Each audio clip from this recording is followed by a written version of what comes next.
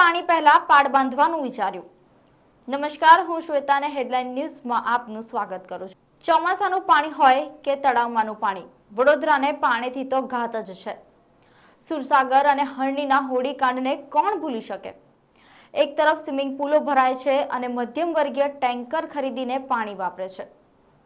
ચોમાસામાં વરસાદી પાણી નીચાણવાળા વિસ્તારના લોકોના ઘરોમાં ઘૂસી જાય છે, જેનાથી ભૂતકાળમાં ભારે નુકસાન વડોદરાવાસીઓ ભોગવી ચૂક્યા છે. સુયોગ્ય ડ્રેનેજ વ્યવસ્થાનો અભાવ છે અને પાણીના નિકાલ માટે હંમેશા પાલિકાની કામગીરી મોડી અને નબળી સાબિત થઈ છે. માટે આ વખતે તકેદારીના ભાગરૂપે મ્યુનિસિપલ કમિશનરશ્રીએ પ્રી મોન્સૂન કામગીરી માટે ઉચ્ચ અધિકારીઓ સાથે બેઠક બોલાવી આવનારા દિવસોમાં કામગીરીના એજન્ડા માટે ચર્ચા કરી. જોઈએ આ વખતે વહેલી જાગેલી પાલિકા વરસાદી પાણીથી લોકોની ઊંઘ હરામ નહીં થવા દે. આમ તો નવી બંધાતી સોસાયટી અને કોમ્પ્લેક્સના ડેવલપર્સ વરસાદી પાણીને સ્ટોરેજ કરીને વાપરવા માટે વોટર હાર્વેસ્ટિંગ સિસ્ટમનો ઉપયોગ કરે છે અને જે સફળ પણ નીવડ્યો છે.